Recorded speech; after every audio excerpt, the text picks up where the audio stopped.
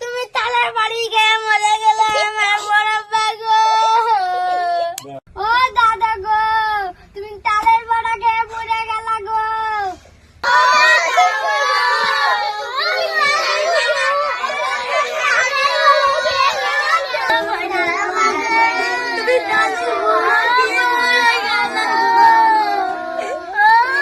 কি হয়েছে?